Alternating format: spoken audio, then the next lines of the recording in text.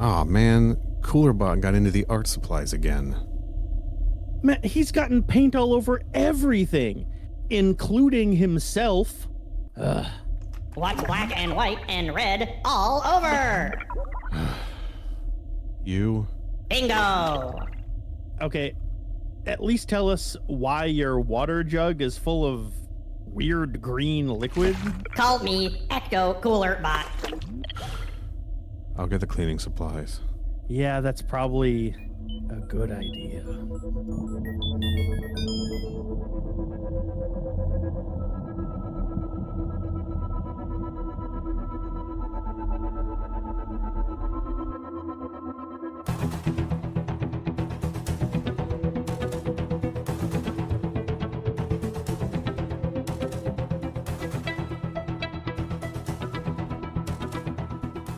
Welcome to Crew Expendable. I am Ryan Hallstrom, where we keep the sea.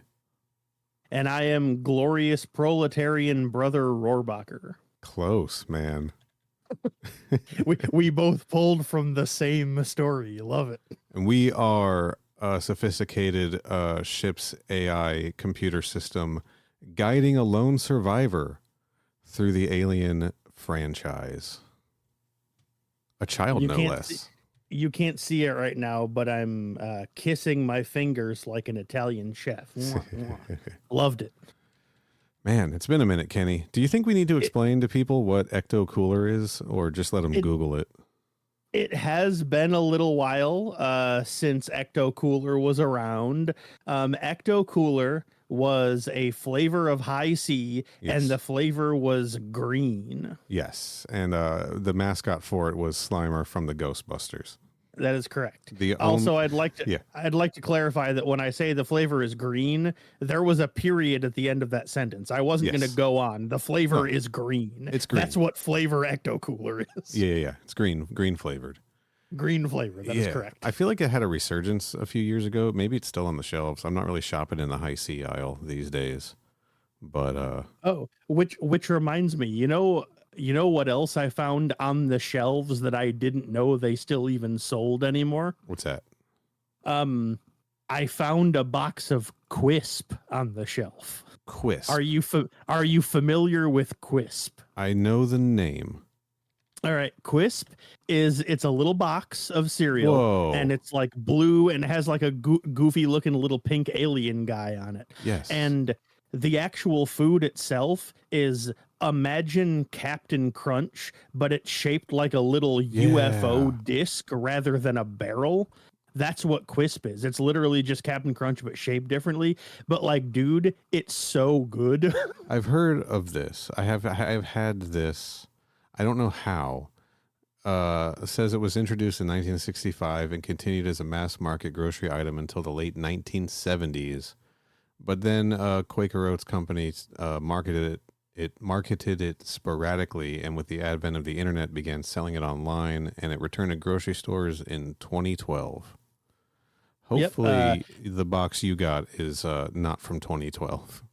I've only very occasionally seen it on shelves, but you can just buy it in stores. Maybe not any store you could walk into, but like at least two of the grocery stores near me, do sell it and have boxes of it on the shelf. Interesting. And it's good. I really like it. I don't necessarily want to say that it's better than Captain Crunch because like I said, it is just Captain Crunch. Right. But I like eating it more because since the shape is different, it doesn't have the sharp edges that poke you when you try to eat it. I was going to ask. So it tastes the same, but it's easier to eat. So I guess on average that technically means it's better, but it literally tastes exactly like Captain Crunch. So. Okay. All right. So it's just like a sanded down version. Yeah, pretty much of what the Captain offers. Okay. That's correct. Yeah. Yes. All right. Man, I'm hungry for cereal now, but we got a podcast to do, so. We sure do. Yeah. Speaking of things that it's been a little while since have happened, it's been a little while since we've recorded, hasn't it? It has, yeah. As you know, I talked about it on the last episode. I had some I got some stuff going on. Yep. Non-emergency stuff, just to be clear, but just things that Just are regular stuff. life stuff, unavoidable life Yeah. things. I did do a little update post on our YouTube channel Mm-hmm. and Instagram, and with it, just letting people know what was going on. And with it, I posted some artwork from our friend Tom, art Mm-hmm. at art_of_Wamtez on Instagram. What up, Tom? He did some more cooler bot kind of looking into an ovomorph piece that we're gonna try to adapt for the YouTube channel. Mhm. And just I think it was you who posed the idea on an episode of what would it be like if there was a cooler bot Xenomorph. That sounds like something I would think of. Yes. Yeah. So he did that too.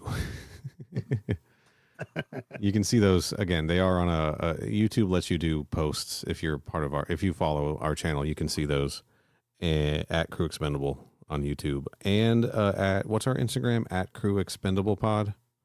Yes, I believe so. And I posted it there as well. So go check those out and follow Tom on Instagram. He's tagged in the Instagram post, so it should be easy. If you see it, just go follow the man. All right. That's right. That's right. Gosh. That's what it's for, after all. Yeah. But yeah, it's been a little bit. We are going to get back on a more regular schedule now.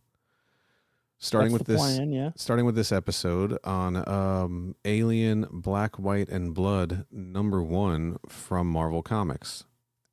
Mm-hmm. A not so new comic, given that the second issue will be released 2 days from now as of this recording.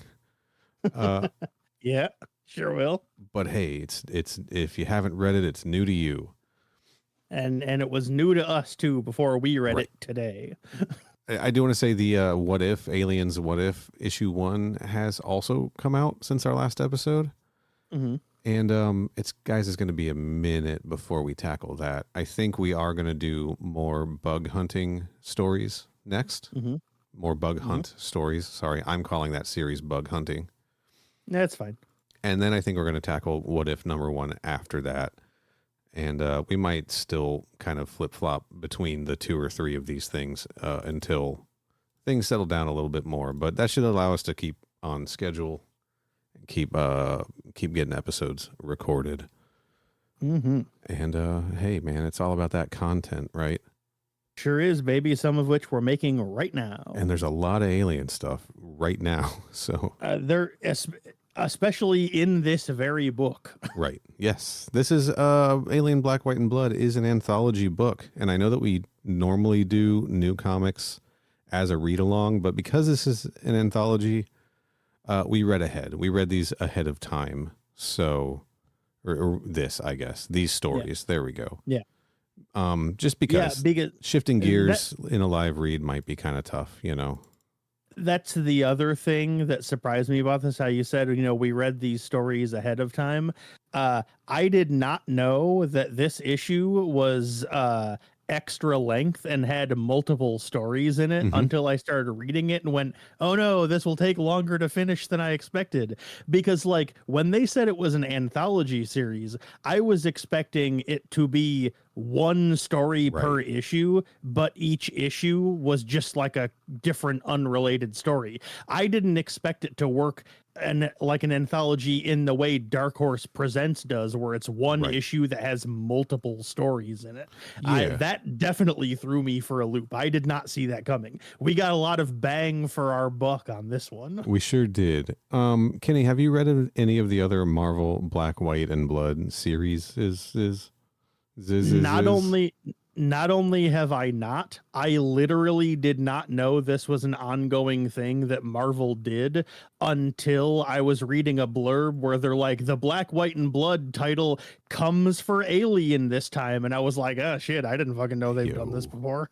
Yeah, it's an interesting series. I have not read any of the individual issues. I did recently, at Christmas, actually, I bought Sarah the Moon Knight Black, White, and Blood trade paperback. She's a Moon Knight fan, and that was kind of the first time it got on my radar. But there have been the series started with the Wolverine series. They also did a Carnage, which makes sense with the color palette, And Elektra also makes sense. And a Deadpool series, actually, that makes sense too. Sure does. The only ones who don't fit the color scheme just naturally are Wolverine and Moon Knight. And I guess Moon Knight fits. You see it like I mean, the guy is black and white. Sure, so. but there's a lot of blue accents, like in the Jeff Lemire run, for instance. But honestly, that's fair. That is a fair point. He is even this one fits because xenomorphs are effectively black. So sure, but from what I understand, this alien one breaks the rule a little bit because the idea of these books is they are sort of telling more violent stories. That's why they focus on some of the more violent Marvel characters, you know? And they only use black, white, and blood for their interior artwork and cover art. But the Alien book here also mixes a little green into things because sure does. It is hard to do an Alien story without showing some acid blood. Not that it couldn't have been done, but like I get it, you know, like they get a pass for this. And to be fair, there really isn't much. No, and it's used effectively. We'll get into that.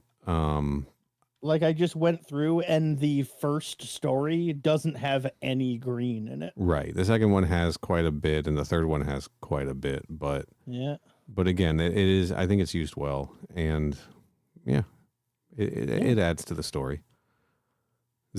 Plural. There's 3 stories in this. Man, there's 3 of them. There sure are. Before we dive into our discussion, because again, this is not a read along. Overall, Kenny, did you enjoy this format for Alien? I was kind of hoping that we were going to save this for the end because I wanted to hold my cards. Well, no, I was planning on holding my cards close, but since you brought it up now, we can talk about it now. It's fine. I don't mind. If you hadn't said anything, I wasn't going to bring it up until the end, but we're talking about it now. It's fine. Okay. I fucking loved this comic, dog. I really like this format. This is pretty cool. I read this and I was like, yeah, man, this is what a fucking Alien comic should be, dog. We are getting new stuff in this, right? Like this feels very different from the rest of the Marvel run. Parts of this remind me of the old Dark Horse stuff, the Mark Verheiden stuff, you know? Mm-hmm. Yeah, but just they are telling unique stories that satisfying ones too. You know, that do expand Alien lore in this Marvel universe, but also are just like work well on their own and don't feel like repeats of things that we've seen before, you know? Each one of the stories mixes it up in some way or another, just a little. I mean, it's still recognizably an Alien story, but like each one isn't quite exactly something you've seen before, and each one of them, importantly, are different from each other as well. Yeah. That is a very good point. Yeah, dude, I was extremely impressed with this comic. I loved it. Like, reading this one issue, I'm not going to say that I think it's my favorite Alien comic yet, but I will say the actual effect I had from reading it, like when I was done with this issue, I was more impressed with what I had read than any of the other issue ones we've read so far. I think I can agree with that. You know, they got really good talent writing these. They got really fantastic artists as well. Again, each story is different from the last, but they do all still work together, you know, because they all just highlight the brutality of the xenomorph, right? They sure do. I shouldn't say just, but they do, you know.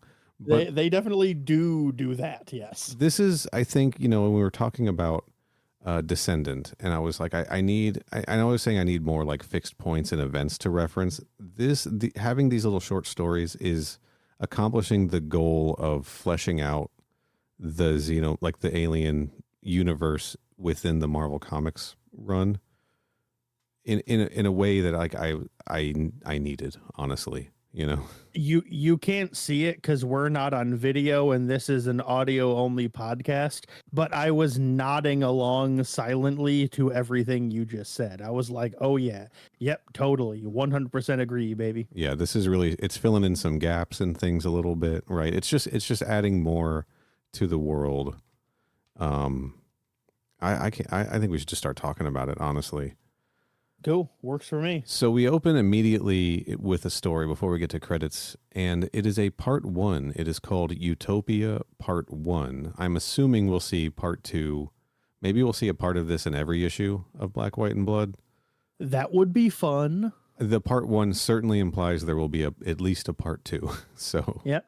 And in case anyone's wondering, I'll let all the listeners know right now, the other 2 stories in this end with the end. yes. This is the only one of the 3 that is not done by the time the story is done. Right. And it is written by Colin Kelly and Jackson Lansing, with art by Michael Dowling and colors by Chris Sotomayor. All of these stories lettered by VC's Clayton Cowles, we should say. Man, I'm getting ahead of myself. We should talk about the cover. I'm not editing this. I was going to say something, but then I was like, I think we talked about the cover last time. It's fine. But since you brought it up, yeah, let's talk about that fucking cover, baby. I'm assuming we both got the main cover here by Ryan Stegman, J.P. Meyer, and Edgar Delgado. Yep. Yeah, it rules. It sure fucking does. It's a red background, industrial, you can see like smokestacks and stuff in the foreground. Yep. Like in the bottom, we have a Weyland-Yutani Corporation Building Better Worlds logo splattered with blood, with a queen alien standing above it, blood dripping from their mouth and claws and tail. And you can, like, they put the violence right there on the cover in a way these Marvel books haven't done yet. You know what you're getting into, right? This is there's a parental advisory in the corner. It rules. I love it. I cannot get enough of it. It is so great. And I have no qualms about the 20th Century Studios bar at the top, which has been tinted red to match the aesthetic of the book, and something I had a problem with in Descendant. Yep. I guess they heard you when you talked about it in the last issue. Must have been. Or that one issue, not the last one. Yeah, totally. I have that much influence on everything. That's correct, yes. Yeah, no notes on the cover. Great cover. You know what you're getting. Agreed. Also, no notes. Very good. I love how, since everything is just black, white, and red, the smoke coming out of the smokestack is colored red. Yeah. So it looks like just a river of blood cutting through the black of space. Very cool. Great. I love it. I'm giving all 3 thumbs up. Uh-oh. Don't tell me what that third one is. It's not that kind of show. It's a third thumb. Okay. All right. We're leaving that in. Also, hey, just for anyone still listening, this is going to be a quick turnaround from recording to publishing because I owe you guys. So might be a little looser than you're used to. That's true. Hey, sit back and enjoy it. All right. Let's get back to Utopia Part 1, again by Colin Kelly and Jackson Lansing, with art by Michael Dowling and colors by Chris Sotomayor. All right. Yeah. Well, go ahead. No, sorry. I was just thinking out loud while I was opening up my notes. We're good. Okay. So if you wanted to go ahead, you can, or if you want me to take over, I got can it. do that. I got the. Right. I'll kick it off here. This is a story about the Union of Progressive Peoples. It sure is, baby. Yeah. Oh, yeah. So we've talked about them a little bit on the show before because they originated in the Gibson Alien 3 script, right? Mm-hmm. And eventually were brought into various other things, right? They are in Aliens Infestation, which we also talked about on the show, which is where our friend Coolerbot joined us. Sure is. Yeah. And infamous Coolerbot episode. Oh, man. Do you think he might be a member of the UPP? We established in our continuity that he's a Weyland-Yutani robot, but that doesn't mean he wasn't radicalized, right? I mean, he can be radicalized. We've seen that before. They're mentioned in Fireteam Elite. They're mentioned in Dark Descent. They feature in Heart of Darkness. I'm not sure what that is. That is a Heart of Darkness is one of the Alien Yes. RPG modules. Yes, they feature heavily also in Building Better Worlds. They feature heavily in the RPG. Yep. Yeah, and what else here? Into Charybdis, we're going to see the UPP again. So, well, yeah, we'll get there eventually. For those unfamiliar, they were kind of created by Gibson as like an analog for the Soviet Union. Yeah, they're space commies, folks. Yeah, I mean, they identify in this as socialists specifically. It's there is a distinction to be made there. But this is the most time on the show that we've spent with them, and it's interesting to see the way they operate, right? Because well, because it's significant because this is the first time we've seen UPP characters like be the main characters of a story. Yes. Every other time they've ever shown up, they've been like bad guys to fight. This is the first time we've ever seen a story set in the Alien universe from the perspective of UPP people. And by we, I mean you and me. They may. Yes, that is correct. Because I have not finished Into Charybdis. I began it close to when it released because I really liked Cold Forge. Got distracted. Don't remember what role they had in that at all. If I even got to the point in the novel where they are in it, maybe they were in it from page 1, Yeah, who knows? So if again, we're not experts. Okay. We're sure here, ain't. We're here to learn and discover. Yeah. Something that never goes badly in the Alien universe. Also correct. So this is a story about their ship called the Forward. This isn't, I don't believe this is all the members of the UPP. This is a group of them, at least, living on this ship that is very cool. It's a ship with a big wheel around it. Imagine the Halo from Halo, those ring worlds. It's a version of that. The reference I was going to make was the weird ringed, hovering motorcycle that I think it's Dooku drives in like the Star Wars prequel movies. Yeah, but gigantic. It's that, but the size of a spaceship. Like It's like you got the thing in the middle, and then the ring goes around it, but the ring is like vertical, like directly in the center. Yeah, totally. For some reason, so yeah. And along this ring are the different sort of groups that handle different parts of the operation here, right? So you have Rayon Gagarin, where we fuel and fix. Rayon Dacha, where we grow the air. So we see like Rayon Dakaron has like factories and buildings and things like that in it. And then Dacha has trees and stuff. It's like the oxygen farm for this ship. Rayon Comrade, where we sleep and dream. That's got to be residential quarters. Beyond Quay or Beyond Q, where we mend and teach. So that's like the school section of this. Probably hospitals and things as well. I'm guessing there. Rayon Fullhorn, where we tend to the future. Not sure what they're doing, but they're floating around in 0G there. Maybe it's maintenance.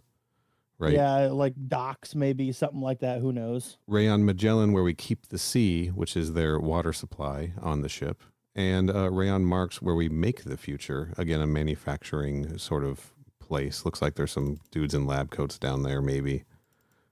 And all of these sections combined are like form the society of this ship, the future. And they all have like equal say in what the ship does.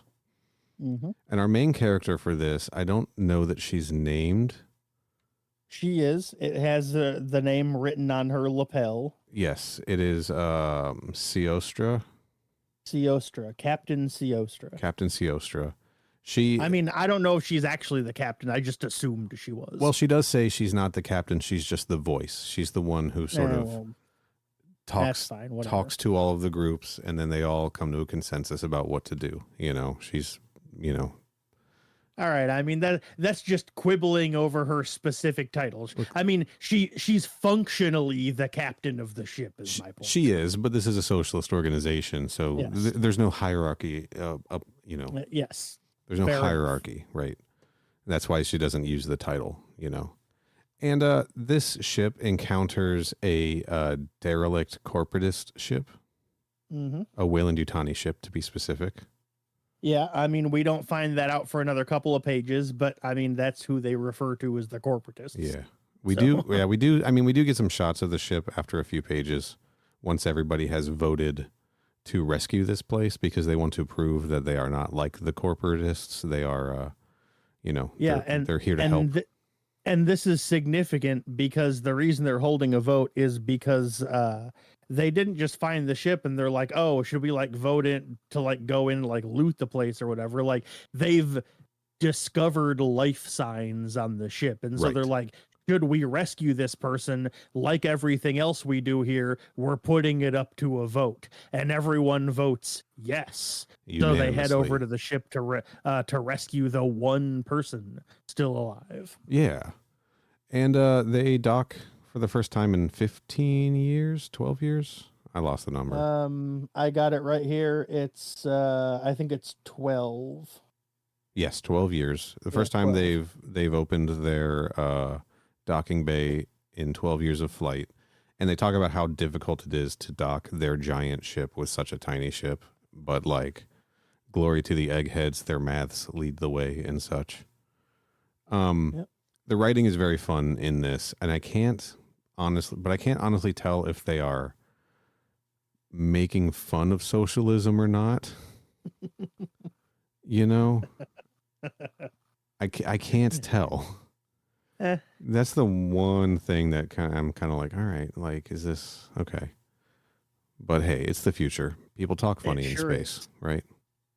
That has been well established. Yes. Yeah, I guess we'll see how the UPP is treated in future, Marvel Comics media to really figure out what their official stance is on the Union of Progressive Peoples. But yeah, they land on the ship. They get in there. They get up to a big bulkhead door that has been welded shut. And you and me both know that's always a good sign when that happens in an alien story. Cut that fucker right open, man. They cut it open. And Neil, what's on the other side of the door when they open it up? Do you remember that the creature from the cover of this? It's one of those. Yeah, they open the door and there's a big fucking queen standing there. And Neil, I'll have you take it away. What does she say? Quote, "Scree." That is correct. Classic. Yes. This might be a little bit more like classic. Scree, right? Well, yeah, because she's big as hell, dog. Yeah. I mean, she might be like the normal size for an alien, but like for a queen, but like the way they framed it, she really does look fucking big as hell. I love the art. I'm just going to say it now. The art in this section is so fucking good. I really, really like the art in this story. It's kind of like scratchy and sketchy. Yes. And it's like, I genuinely, I read the first like page of the comic and went, oh man, this is good fucking art. Yeah. And again, it's all black and white with red accents here. And those are done very, very well. One example of them is like the red, like the glowing from cutting the door open, the way that seems like the plasma torch seems to glow red as the queen is emerging from this door. We see someone's eyes staring up, and then bam, somebody is ripped immediately in half. Ripped the fuck in half. I love it. It is impossible to describe the screams, right? Yeah, they all go, uh-oh, and just fucking book it. One of the guys is speaking Spanish, and I translated what he says. He is saying "Que carajo," which is what the fuck. Fair enough. Got around the censorship here, and they're all running. Says here into the operations hub, which I wasn't sure if that meant back on the ship or if they're running further into this ship. I didn't know which. I lost the rest of my translation. Hold on. I think what he says later on is just while I'm on the subject is what the fuck was that? What the hell just happened? I mean, that's fair. That's a good thing to have to say when you run into a alien queen. You know, if you're going to say something, what the fuck is a reasonable thing to say? Sorry, I'm reopening closed tabs, and I just reopened the Quisp tab. But yeah, like I said, they're running along down the hallway away from the queen, who is chasing them. Yes. And they're running, quote, into the operations hub. Yeah, and our captain here, she is making sure everybody else is getting through before she goes. She doesn't want anybody left behind. Right. And then she makes it through the doorway. They close it, and then the queen immediately just starts trying to beat down the door from the other side. Yes. So our man asks, yeah, what the hell was that? And she says that was a xenogenic event. It would be best if everyone stayed calm. Another crew member is like, "What? You have a name for this thing? We're 10 years away from Earth. Weyland-Yutani is still trying to kill us." They're implying that this derelict Weyland-Yutani ship that they docked with was a trap set for them, which is interesting. Yeah. Feels like some shit Weyland-Yutani would do, right? Absolutely. Yep, it sure does. And then Siostra and a Dr. Kozlov start to get into an argument about what they're going to do while the queen's still beating the door down. And then Siostra says, well, we've got some soldiers in cryo sleep. And everyone's like, what the fuck? We have soldiers? What the fuck are you talking? Why did you bring weaponry here? Right. Because they're like, we're pacifists. We're trying to exist peacefully and self-sustaining and escape from, the corporatists and all that kind of stuff. And, she makes an interesting point where she says, a martial element is not itself a threat to socialism, right? Yeah. You go far enough left to get your guns back, But that gets cut off when Dr. Kozlov is like, no, we need to quarantine. We can, we're in this section. We can seal off the bulkhead there and still be able to escape. And everyone's like, well, I mean, there are still people in there. And somebody says, well, we will not forget them. And I was like, well played. And then she says this is a people's decision, as in they all need to vote. And this person says there's no time for that and just slams the door closed. And then they have a moment that I thought was just absolutely spectacular writing. Yes. The voiceover, which has been going on and off throughout the issue, says 3 minutes. That's how long it took them to become dictators. Yeah. Yes. They're suddenly, which I absolutely loved. Yeah. Their personal survival is now taking precedence over what they were trying to do. And like, it's interesting because, Siostra, again, she was like, I'm not leaving any of these people behind. I want everyone to get through this door before I do. And now they're like, no, anyone who's still behind, Warlock, like they're done. We're gone. We won't forget them. Yeah. And then the door slams, and then it cuts back to them back on the forward. And I believe this is Siostra, and she's like walking around through like the oxygen garden and all like the trees and stuff, monologuing about how she like hopes that they'll, realize the mistake they made and things like that. And she looks up at the ring, and I don't know if she sees it or if it's only us that sees it, but we see a shaded part of the ring, and there's a big old xenomorph standing on it. Yeah, kind of running on the outside of this thing. Inside? You know what I mean? It's a ring. Yeah. There's an inside and an inside. Yeah, that's true. And zooming in on this thing, it does look like it has, I'm going to guess this is a Praetorian, because it's not the queen, but it does seem to have like the queen-shaped head stuff. I wrote in my notes, then we see a Xeno ? And then in parentheses, maybe a queen or something ? Because I was like, this doesn't look like a normal drone, but it also doesn't really look like a queen. I wasn't really sure what we were dealing with here. I'm going to guess it's a Praetorian. I hope it is, because we haven't really gotten to see those guys in the comics, and I put a lot of those down in Fireteam. It'd be nice to see them in action.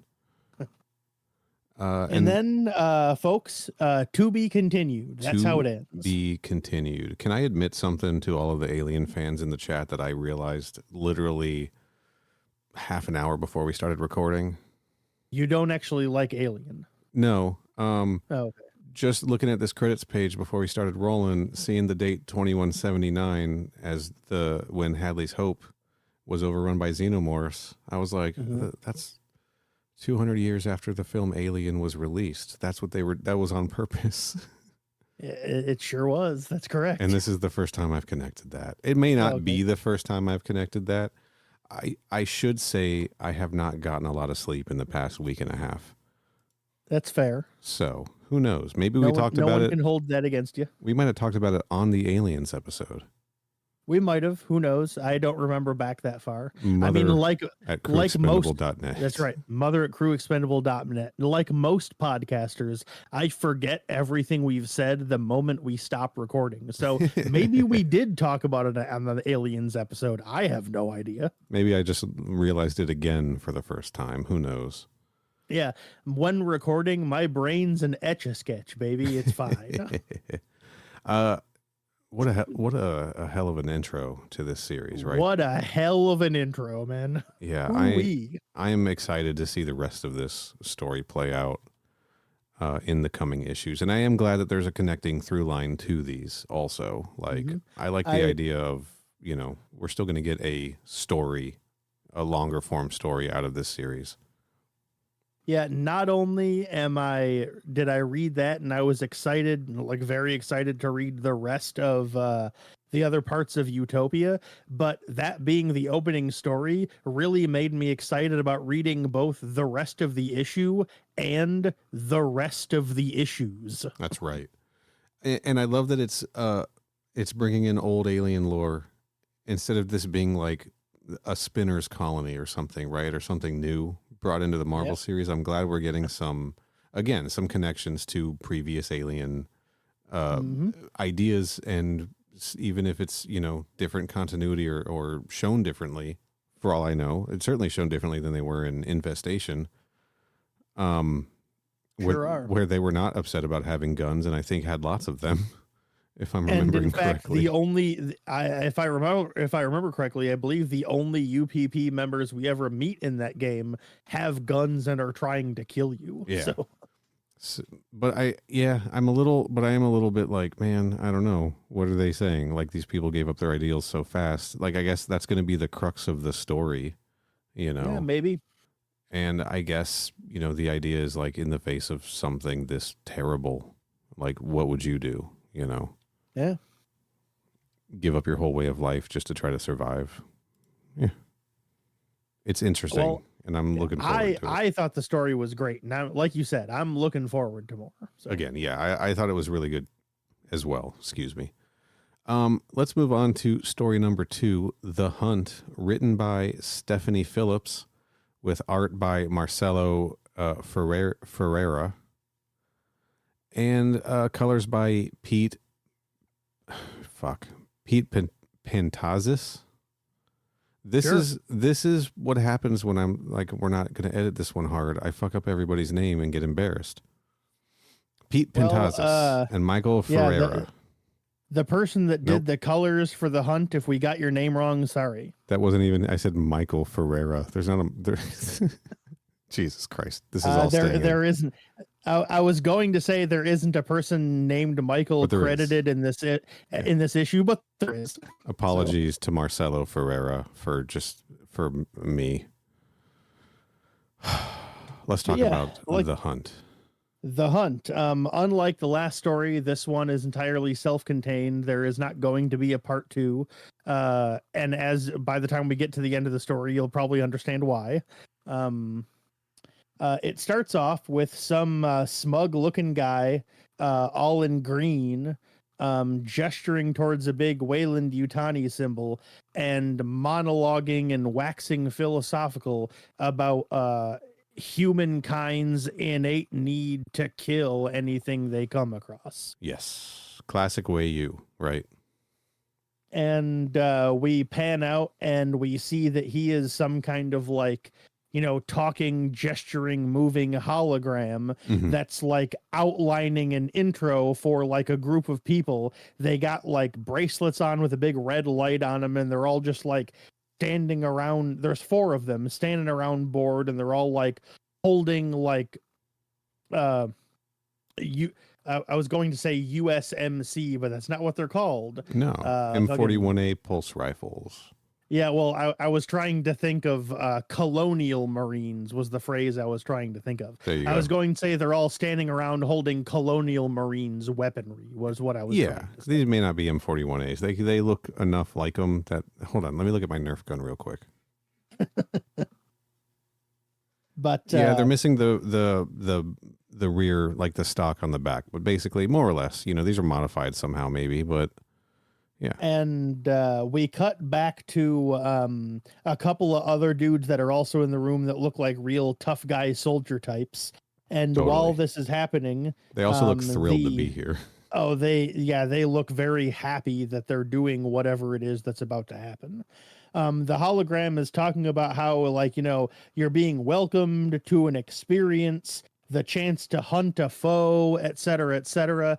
And like when I was reading this, I immediately went like, oh, it's some kind of like, laser tag Right. type of thing. No. Like, where they're like, fighting like a holographic xenomorph in like a fake little jungle setup or something like that. No, they're hunting the real thing, man. And turns out they're hunting a real xenomorph, but it is like staged in the sense of they're not like dumped out into the jungle. The xenomorph was captured and brought in, and then people are like paying to go on this like vacation trip. So to speak. this is a live fire, like a hunting reserve where they have xenomorphs and a game preserve is the perfect way to, well, not a preserve because they're not preserving them, right. But yes, a game hunting thing tour is exactly the thing I was trying to think of. Yes. Yeah. And our two tough guy boys here are Sergeant Hayes, and I don't know the other one's name. Neither do I.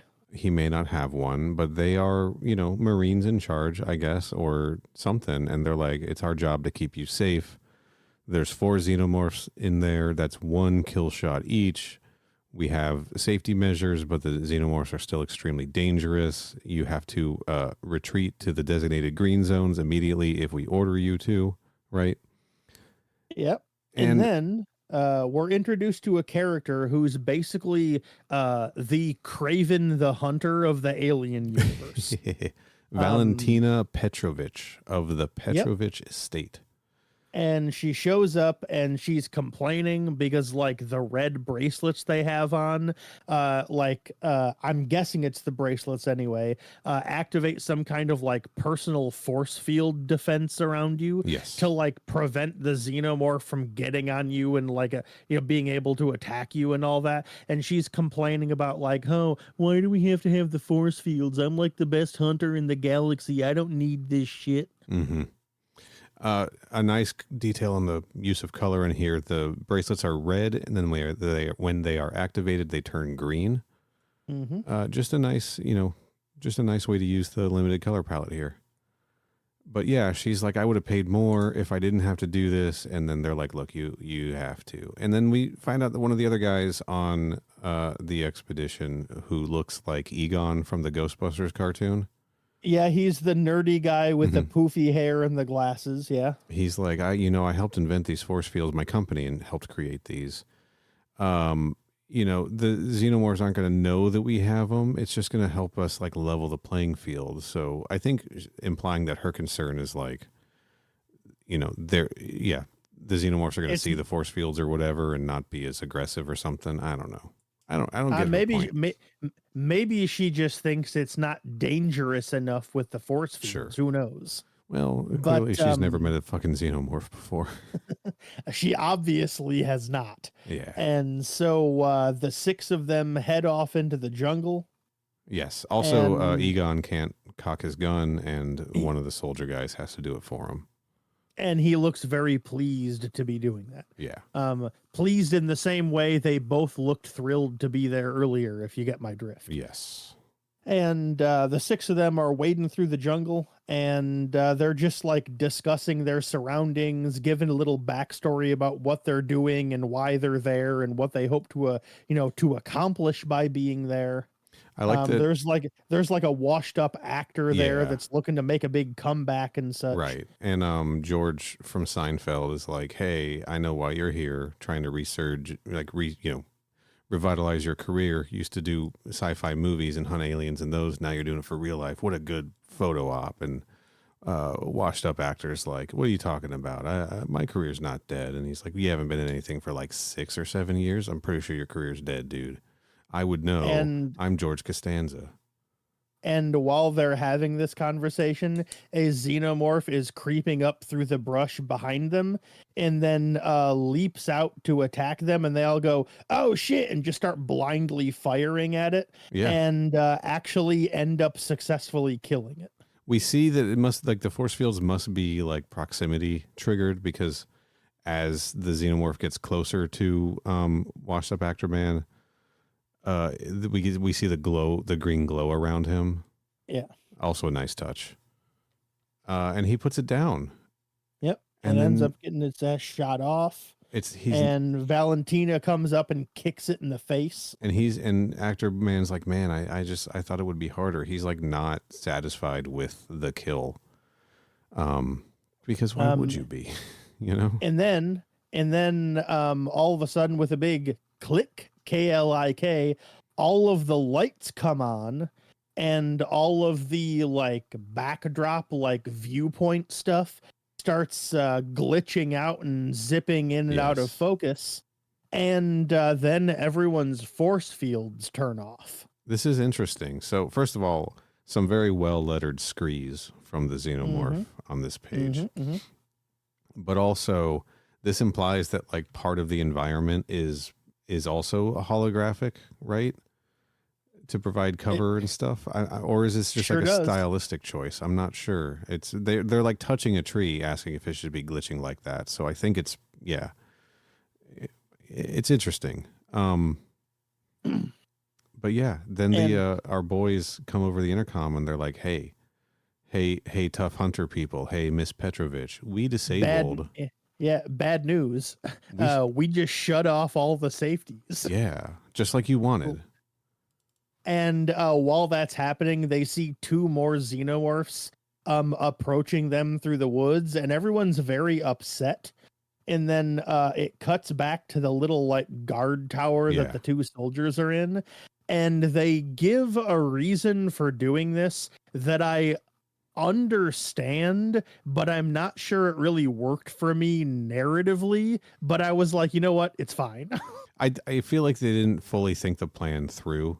They didn't. They're basically like, let's eat the rich here. You all came here to hunt these aliens. We were part of, the crew that was sent out to capture the aliens for this little tourism spot. And we're the only 2 who survived. Everybody else died, and now you're just giving. We lost our unit because Weyland-Yutani wanted your money. Because of you, basically. We're holding a grudge against you, so we're going to use these xenomorphs that I captured to kill all of you. They're holding a grudge against Weyland-Yutani also, which I appreciate. Well, sure, you know.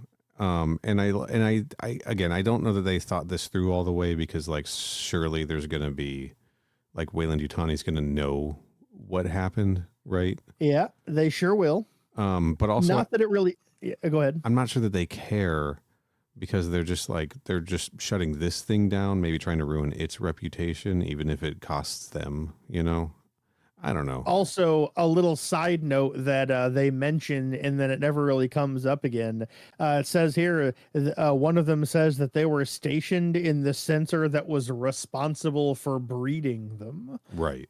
But Neil, do you remember how I mentioned that? Well, actually, do you remember how you mentioned in the beginning that one of the soldiers said that there was 4 xenomorphs? I do. And then they killed one of them. And then I mentioned that there were 2 more descending on the group of them through the jungle. And tearing them apart. We hear the gunfire. We see the blood splattering on the guard tower. That's all these 3 people of them get fucking murdered. Yeah. And that's 3 of them. And we see all the people going, shit, and firing the guns, and the xenomorphs descend upon them, presumably kill all of them, because after a little while the gunfire all stops. And well, like I said, there's 3 xenomorphs, Mhm. and then these 2 soldiers are standing there going, "Oh yeah, what we did was morally correct. Now that these guys have dead, we're gonna move on to Wayland Yutani itself." Yes. Just like that one dude at the end of one of the Out of the Shadows stories, where he's like, "We're Right. gonna take the fight to Wayu," and then we never see him from again. Right. Well, that happens here, except the reason we never see these guys again is because at the very end, that 4th xenomorph we haven't seen yet breaks open the skylight and comes into the guard tower. Yes. And they go, "Oh shit." And then the end. Yes. Interesting, because they're like, this is only the beginning. We'll make sure that Wayland Yutani pays for their hubris. And then they seem to pay for their own hubris. Right? They sure did. As he even says, scoff thinking they could control the aliens. Right. It's just, yeah. I don't know. I guess the story is like, we're all just fucking dumbasses, right? I mean, it was one of those things where I was like, the motivation is fine because, like, this is a one shot. It's fine. I'll let it slide. But, like, if this was like the first issue of an arc, I'd be like, you got to do better than that, dog. I feel like this page or this story needed maybe one more page, just because, like, I think this would work really well if we understood that they knew that Hayes and this other guy knew they were not getting out of this, but it was worth it to take out these rich assholes and stop Wayland Yutani from doing this again. Instead of giving him like this comeuppance of like, he's right behind me, isn't he? Uh-oh. Yeah, because that was one thing that I was kind of not necessarily confused, but just like I thought was strange, where it's like these 2 guys seem like surprised Right. that a xenomorph got in to attack them, and it's like, what did you think was going to happen, dog? Like, the whole reason you brought these people in here was specifically because, as you mentioned earlier on in the issue, like, they're unstoppable killing machines that there's nothing humans can make that can do anything against them. And then you're like, oh, but it'll just kill them, we'll be fine. And if they were counting on the 4 xenomorphs to kill the 4 hunters, they still got to get out of there with 4 xenomorphs, right? Were they thinking they could just like flip on the systems again? So I guess like shutting down the safeties also shut down the safeties around this observation tower. Yeah, I guess. Right. Like, and it's like, yeah, go ahead. There's a good story in here where they're like, we know this is putting us in danger and it's worth doing. Instead, they seem surprised that they're put in danger by their own actions, you know? Yeah, like most of the story was really good. And like I said, I don't want to say it fell apart because I still think it was good. And their motivation shows up at like the second to last page of the story. Yes. So it's fine. It doesn't like ruin my enjoyment of the story, but I was like, that could have stood to have a little bit more working out there than that, but it's fine. Yeah, no, it's still a fun story. And the first time I read it, I was like, yeah, this is really fun. It's just, it's in talking about it and reviewing it again that I was like, yeah, there's some holes here, but who cares? I had a great time. I really liked it. I still did like the first story better than this one though. I did too. I really like the art in this, you know, remember when I butchered Marcelo Ferreira's name? Yeah. I do. Yes. His art's really good. The color work in this is really good. I really liked the visually. I think that the story is very fun, very different, much more cartoony. I will say cartoony. Like the dude really does look like Egon, you know. The extreme close up of the xenomorph lunging at the 4 of them while they're all firing, like, you know, right before like it cuts to the panel of the 2 soldiers, like, you know, stepping away from the console. Yeah. That extreme close-up of the xenomorph, and he's kind of like one hand towards the camera, the other one back, like he's lunging forward. Yes. I'm like, that is a damn good illustration of a xenomorph, dude. That's a good pose. When we see them running at the hunters later, they're very like curvy. Not like get settle down, guys. Not that kind of curvy, but like you can see, like, I don't know, they're not jagged in this. They're smoother. This is not like coming out right. Like the image that I mentioned, if you scroll up 2 panels, Yeah. there's another really good shot of the way the Xenomorphs are like, they're not all points and edges. Right. They look a lot more like bendy and sinewy in this one. There we go. Those are words I should use instead of saying things like curvy and smooth. Well, here's the thing, man. If you're going to talk about a curvy Xenomorph, we already did that. We do need to talk about that the was goddess, Bloodlines, dude. Yeah. I'm just been thinking about her a lot. Of course. Now we got our final story, Maternal Instinct, written by Ryan Cady, with art by Devmalia Pramanik. I hope. I should run these through like a how to pronounce. This was a very interesting story. I read the first like page or two and I was like, okay, I think I know what's going to happen. And then suddenly it went in a direction I did not initially think was going to go. Yes. This is a story about a mother, MUTHUR 8500, recording to a black box on the independent research vessel Abhartak. It sure is. I'm going to just spell it. ABHARTACH. Mm-hmm.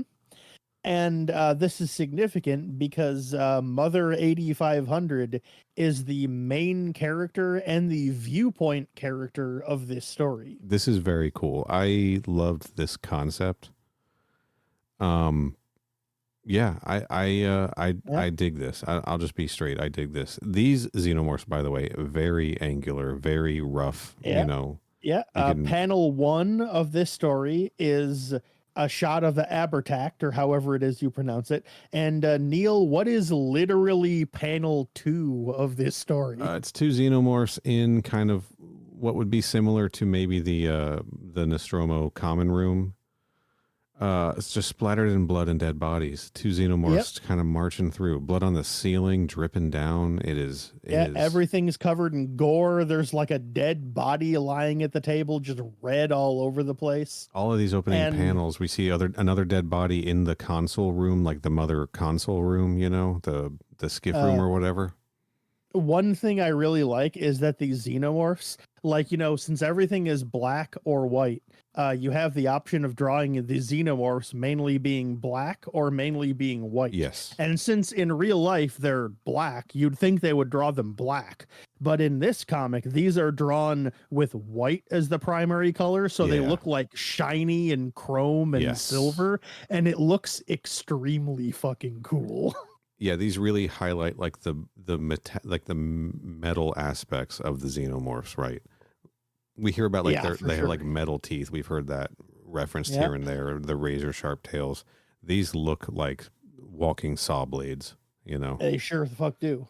And we're getting Mother's narration. This is Mother, containment has failed. I have failed. And her computer screen says all hands lost. This is page 1.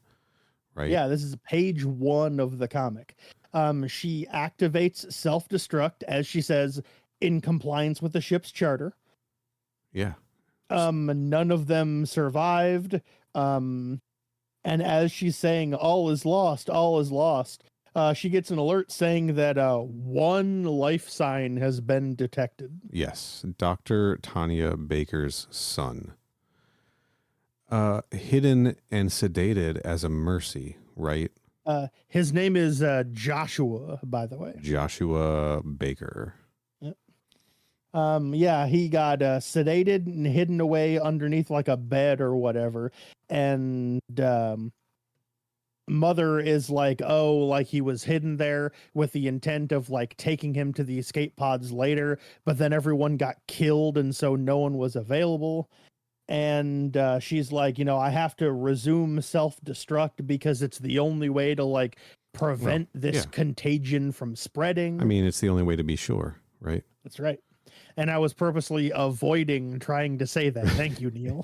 Yeah, you got it, buddy. And she even says his death during the explosion would be a kindness, but yet. Right. And because then he wakes up and crawls out of his hiding spot. And that's when I went, this story's really kicking into high gear now. Mother, And Mother's like, all right, I need you to listen and do everything I tell you to do. yes. And he's like, you got it. And so the rest of the story is Mother trying to vocally guide a small child through the ship to the pods without getting killed by xenomorphs. And I Yeah. went, hot damn, what a great story idea. Yeah, this rules. I love that Mother runs the odds of She doing sure this. does. Odds of successful ship-wide navigation, 33%. Successful escape pod launch, 32%. Odds of contamination during the process, as in getting face-hugged, 74%. And the overall post-escape survival being 50%. And she's still like, we're going I'm going to for do it anyway. I gotta try, right? Yep. So we see not really defying her programming, but resisting her programming, right? Yeah. And we see her leading him through the vents, past some xenomorphs that are like actively looking for him. And he crawls into the vents and there's like some kind of like toxic sludge. Yeah. And when he sticks his hand in it, it like burns him, but he manages not to cry out. Yeah. So then she says it would seem the damage to the vents is too severe. Yeah, she has to reroute him back the way he came, but then split off and head into cold storage, which is where the nest is. Yeah, he has to walk through this nest. He's seeing the other people on the ship, cocooned. Including his mother. Well, actually, he's not seeing them because Mother's like, no matter what you do, keep your eyes closed. And he's like, you got it. Yes. Yeah. And yeah, we see somebody with a name tag, Baker. That's his mom. Yes. And his eyes are closed. She's saying, like, watch your step, stay away from them, watch your step, do not look up. And the them she's referring to is a whole host of ovomorphs that are just like stuck sideways into the wall. So when they open up, the facehugger can just launch straight out, which great tactic. Why has no xenomorph ever done that before? Oh, hey, maybe it. Well, weren't they all stuck on the wall in that bug hunt story we watched? But they were like the size of a potato. So yeah, they sure were. That's right. You've got me there. But yeah, he manages to make his way through most of the way through the nest until finally one of the ovos breaks up and he just fucking hauls ass and books it away. She says, when I tell you to do so, you must run. And it starts to open and she's like, run. And then the face hugger does not scree. He instead screes with a CHH. And then it rearps with a P at the end. That's right. And it's chasing him through the halls. And bro, this face hugger is like the size of this kid. This is like the body of it that would wrap around your face is like the size of his torso. But then he, in a great 1-2 punch, he makes it through the door and the door crushes the the face hugger. And then just as he was like, whoo, that was a close one, the door gets ripped open from the other side and there's a big fucking queen that has chased him down. And Neil, what does the queen say? Scree.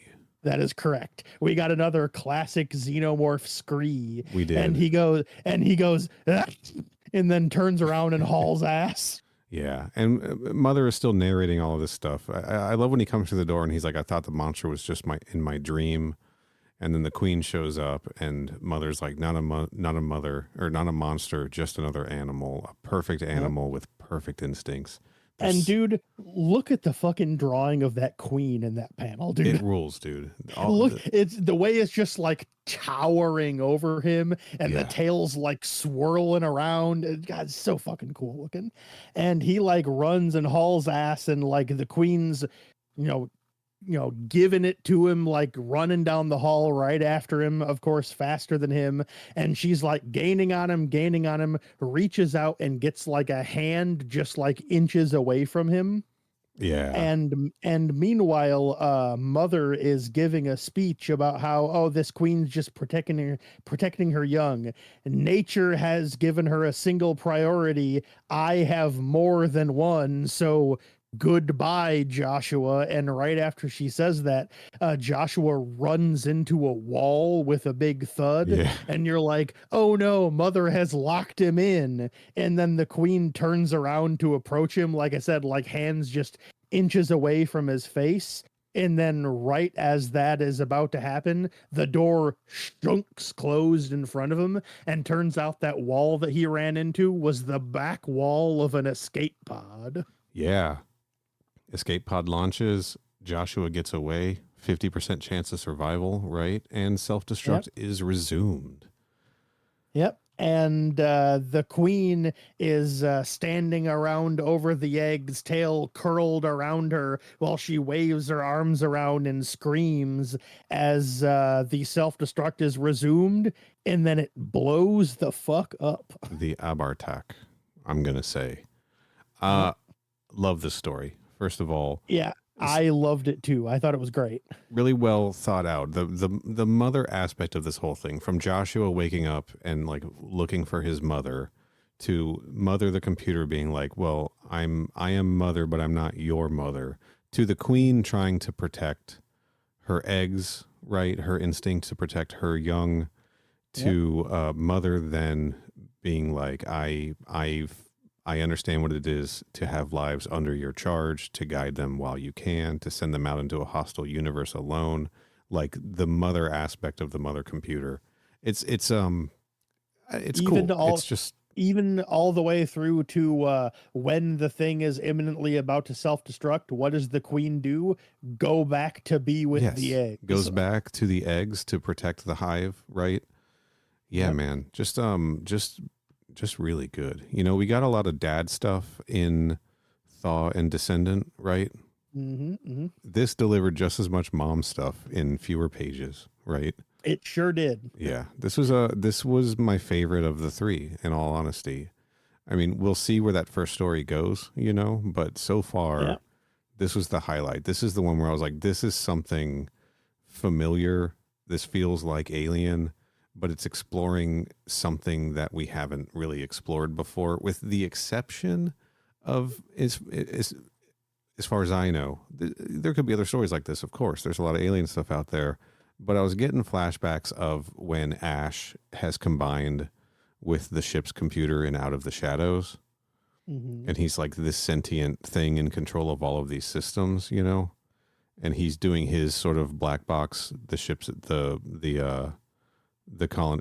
space station is about to explode monologue about how he's failed and all of this stuff. This is reminding me of Out of the Shadows, but like the good version. I'm sorry that you were, I got what you meant.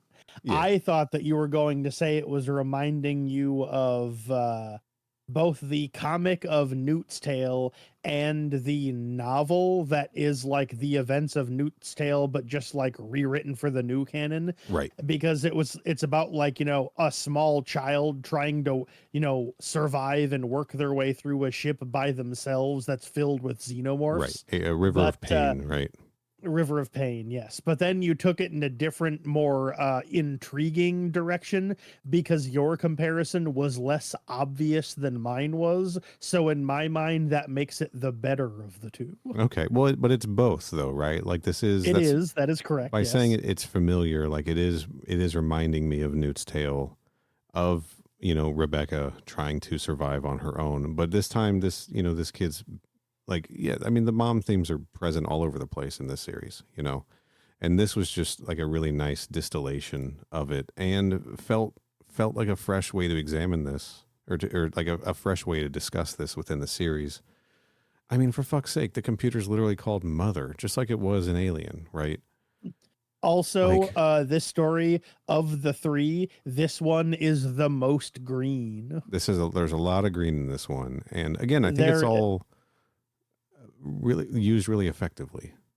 Yeah, it's like I've got the panel open right now on the, what is it, like second second to last page, I think, like the panel where Joshua is up against the wall and the queen is Yes. like reaching in through the big hole, and it's just like there's just green light like a wash streaming in behind her, and I was like, there's no red on here, but like half this panel is green. Yeah, once Joshua gets to the nest, right? We see red on the map, like mapping the path he's going to take, and then we don't see any until he's like screaming, running from the queen. That text is in red. Everything else is highlighted in green. It's it works.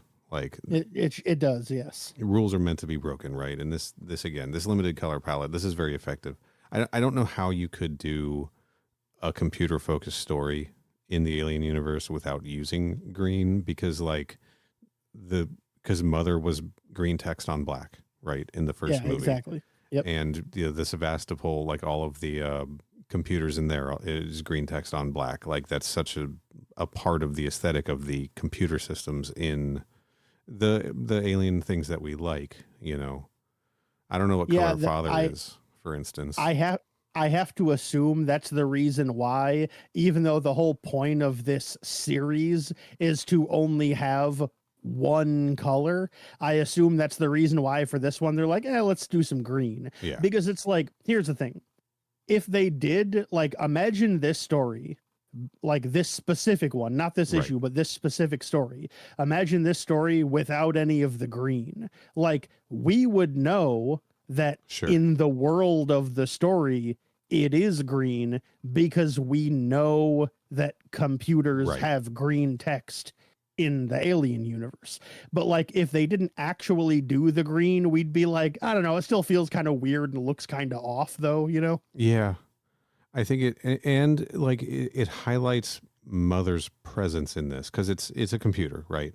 But it's used the most when she is helping him like navigate the nest, you know, splatting the face hugger in the door, getting him to the escape pod and launching the escape pod and everything. So that's like the green is like the representation of Mother in the pages, like, you know.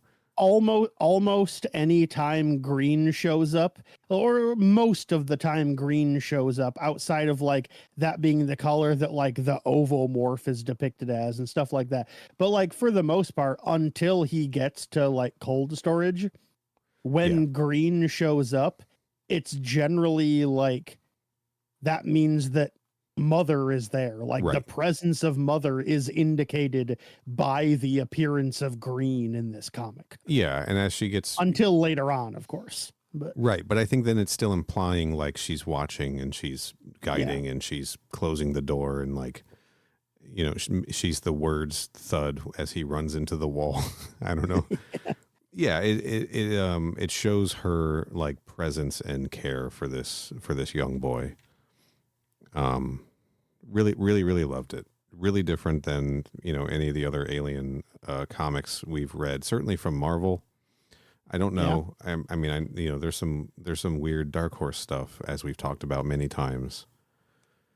I also would like to say that I really like the setup, like the arrangement of how this story operates, is that it's like it's a story about a little kid trying to escape a bunch of xenomorphs, but it is not told from the perspective of the kid. It's told from the perspective of like an emotionless, dispassionate computer, and like the narration being very like, you know, emotionally removed from the events, while we see all these things on the page that are obviously like emotive inducing, but all of the text is all like, you know, oh, I must do this because my programming dictates, while like a xenomorph is about to tear a child's head off. I really like the juxtaposition there of like the emotionless text with the emotive like actual like actions. I think that's like a fun disconnect that makes the story more interestingly framed than it would have been had they chosen not to do that. Like if the story had just been told from his perspective, I don't think it would have been as interesting or fun to read. I think Ryan Cady or Caddy and Devmalia Pramanik knocked MVPs of this issue, knocked this one out of the park. Yeah, it's real good. I like it. I don't necessarily know if I like it more than Utopia because the both of them are kind of neck and neck for me. Sure. Because I really did like that first story a lot. But if it's not one, it's the other. And it's like there's just like a point or two in between them. I just don't know which one has that one extra point because Right. I really liked them both. This story was extremely strong. Great way to end it, too. Makes me go, all right, let's see what's up next, baby. Yeah. Speaking of what's up next, we do see the cover for Black, White, and Blood #2. And the release date of 2 days from now as of this recording. Yeah.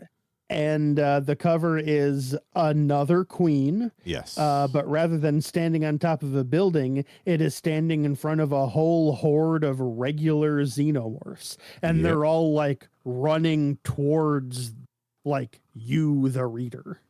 Yes. It's not as cool as this cover, but it's still very cool in my opinion. It does look cool, but the proportions are a little wonky, right? Especially on some of those regular drones. Yeah, I'm interested to see in what it actually looks like published because we're also getting this windowed, right? This isn't full page. Yeah. So who knows if there was like a formatting issue, maybe something slipped through that shouldn't have. Maybe the aspect ratio will be adjusted for the cover. It does look a little stretched, right?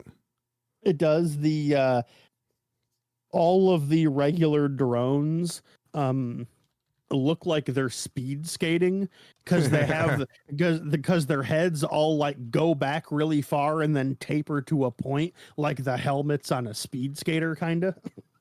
Yeah. They're going maybe it's like a xenomorph marathon. They're all just like running. Because like the other thing I'm noticing is like especially the one right center frame, like right between the queen's legs, is the one I'm looking at. The head doesn't even really curve. It's just flat, straight back. Yeah. And so I'm like, the proportions are a little wonky, but like you said, maybe it's some formatting thing. Who knows? I'm willing to wait until we read the next one to find out. Yeah. But I will agree with you that I think the cover of issue 1 is cooler. Yes. This is a good comic. This was a good one. Yeah, it was real good. I am extremely impressed by this issue. I'm going to be real. I was on the fence about an anthology series because I was like, I don't know. Yeah. We've talked a lot about how some of these, the miniseries is maybe needs another issue, like how much, but these are really sad. Like, it's interesting to. Sorry, I know I'm all over the place. You're good. But it's like, fine. You're fine. Reading this after just reading some of those bug hunt stories and about to read some more, it is interesting to see two different ways of doing short alien fiction, right? Mm-hmm, mm-hmm. And that like there's a lot to mine there, and I don't know, I love it. Like I'm on board. One thing I like, especially as you pointed out, since we're trading this off between this and Bug Hunt, is I like how we're getting groups of small stories in the alien universe. But one of those groups is alien themed and the other one is aliens themed. Right. And so we get to see, like, some stories are like horror stories about a big monster stalking people. Yes. This other one has a bunch of guns and it's more of like a war action story. Yeah. But they're both still little small self-contained little bite-sized chunks. Yes. And so we get to kind of see, like, like you said, all of these people, they have a chance to just like toss a few pages out into the alien universe and let's see what they do with it, And I could see The Hunt being a short story from Bug Hunt also, right? By the way, sure. We fucking blew it by not making a joke about that being another goddamn Bug Hunt. Yeah, I did not make that joke because I didn't think of it. So Podcast. We got to start the whole episode over. all right, fine. Nah, it's fine. We made it. Hello, listeners, and welcome to the new episode. We addressed it here. We're covered. Somebody was listening and just be like, I can't believe they didn't say another bug. Dude, do they even like this series? I'm sure there's at least one person out there that thought that. Yes. If you thought that, mother@crewexpendable.net. That's right. We'll be cool about it. Yeah, we won't like freak out or anything. It's fine. Yeah. But yeah, no, it's I'm liking this, and again, these short form things give people the room to do something weird, right? Like I don't know that an entire series about hunting xenomorph, or an entire series an entire series about a kid trying to escape a derelict, or like escape a ship with overrun with xenomorphs. I don't know that that's sustainable for a longer form, but they make really compelling vignettes. And yeah, they're a lot of fun. This is one that I could see myself going back to read on occasion, because I think that there's just a lot of, I think there's a lot to get out of this. Like I'll see myself rereading, part 1 of Utopia before I read part 2, and I'll see myself revisiting these other 2 stories just for fun, because they're really good and interesting, I think we are both in agreement then that if we did not have to do the show and we picked this up and read issue 1, we would both be like, yes, we're going to read issue 2. Yes. If the other stories are of this caliber, I am absolutely in. There is, of course, the chance we might get a real stinker. Yeah. I mean, the thing of it is I'm a big Stephen King fan. Yeah. And a lot of people are like, oh, if you want to get like the best King, read his short story collections, because that's where he really shines. But like sometimes you'll get a stinker, but that's just the nature of short stories. That's how they go. So yeah. And, if we get a stinker, we'll talk about it, but yeah, I mean, based on how this issue turned out, I'm not counting on there being one, but based on the quality of this issue alone, I'd like to think that means we're smooth sailing for the other 3. There are 4 total, right? Yes, 4 issues. Yeah, okay, I thought so. Yeah, cool. Yeah, but we're not getting to issue 2 quite yet. We could, but we're not going to. We're not. I think it's still a good idea to spread these comics out a little bit, so that we don't get overloaded, especially with 2 Marvel series is happening at the same time. Yeah, for sure. I should say we're going to continue to do these Black, White, and Blood. We're going to read them ahead of time and then discuss them. We will be doing the Aliens What If series as the read along, like we like to do. But that's a few weeks off, so don't wait for us if you're just dying to read it. For sure. But our next episode, we're going to hit 2 more stories from Bug Hunt. We're going to hit the next 2, stories 3 and 4 specifically. Do you got them on you right now? Oh, you got them. Okay. I do. I got them. I'm professional over here. Finally doing something right. I was reaching for my book and flipping to the table of contents while you were talking about it to see if I could get there before you got to the point where you needed to say the stories. But then it turned out you already fucking had them in front of you anyway. So I guess all that hard work was wasted. Oh, man. Our next 2 stories from Bug Hunt will be Broken by Rachel Kane and Reclamation by Yvonne Navarro. So that'll be our next episode. After that, we're going to dip into the What If, and then probably do another Bug Hunt, and then get back to this Black, White, and Blood series. So hope you guys are enjoying this. Because that's what we're going to be doing for a little while. Yeah, just for, the next few weeks as things kind of settle down for me. For sure. Yeah.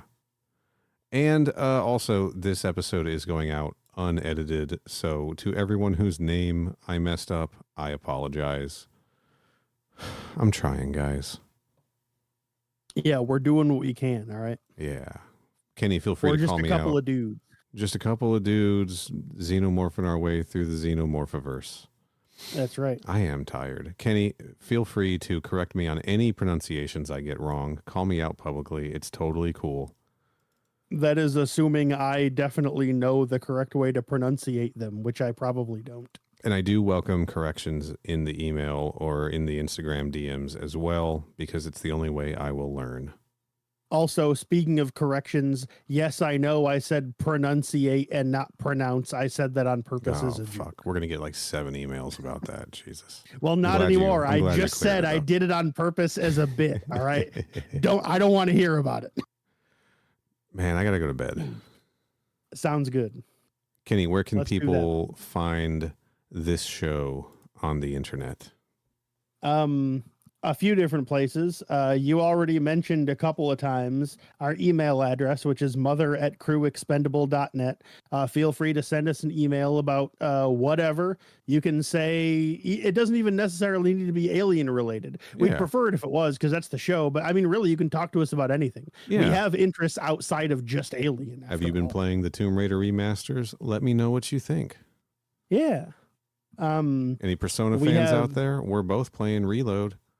We sure are. I finally finished Infinite Wealth and started playing Persona 3 Reload. And folks, hot damn, what a game. It's a good game. It is good. I have never meaningfully played Persona 3 before. I played like 2 hours of FES and then stopped. Sorry, that's not true. I played like 2 hours of like Persona 3 Portable and then stopped. Yeah. And so this is my first like real attempt at playing Persona 3, and damn, what a game, folks. This is the way to play it. I have played all the other versions of 3. This is the way to play it. This is the definitive version. This is your preferred version. Well, good. I'm glad that's the one I'm playing then. Yeah. But yeah, if you're playing Persona, you can send us an email, mother@crewexpendable.net. We have a website that's crewexpendable.net. Our YouTube page that you mentioned earlier is youtube.com/@crewexpendable. Our Blue Sky is also @crewexpendable. Our Instagram that Neil mentioned earlier is @crewexpendablepod, and our Twitter account is @crewexpendapod. There you go. Kenny, where can people find you on the internet? I have the same handle for anything. Sorry, I have the same handle for everything. It is my personal brand @CYHOBBEZ. I am on Twitter, Blue Sky, and Letterboxd. And there's other sites that I also use it on, but those are like the 3 like social media sites that I'm frequently on. I actually just logged a movie last night, I'll have you know. Oh shit. If you guys want to know what movie he logged, go follow him on Letterboxd. Don't spoil it here. I won't, don't worry. Yeah. How about you? You can find me on the internet at Final Neil, Twitter, Instagram, Blue Sky, Threads. That's about it. And I do a podcast about Mortal Kombat stuff. Jesus Christ. Leave it in. It's called fine. MK Podcast. You can find that at mkpodquest.com. We've been on a bit of a hiatus over there too. We are wrapping that show up soon, but there are plenty of episodes about Mortal Kombat, TV shows, movies, comic books, novels, cartoons, web series, you name it. If you're a Mortal Kombat fan, go check it out. You'll love it. We also do non-Mortal Kombat stuff sometimes, like Pacific Blue or the Dead or Alive movie. Or the Sonic Holiday Special? Is that what it was? Or Sonic Christmas Blast. Christmas Blast. Yeah. There is context within the show of why we did that, but you'll have to listen to every episode to figure it out. Well, you say there's context for it. Yeah. Well, okay. Long John Baldry. No, not Long John Baldry. The guy who did his voice, Jim Cummings, who did his voice in the Saturday morning cartoon, voiced Shang Tsung in Mortal Kombat The Journey Begins. And I think that was our first Sonic connection. But not our last. I believe that is correct. When I said that, it was kind of a joke because, listeners, I have listened to every single episode of MK PodQuest. Yeah. Thank you. So I already knew what the connection was. Okay, Good. All right. I should have tested you to see if you actually. But hey, instead, I'm gonna edit our intro and publish this episode in about an hour. Cool. So thanks everyone for listening. We'll be back to talk about the two stories from Bug Hunt again, Broken by Rachel Kane and Reclamation by Yvonne Navarro on the next episode.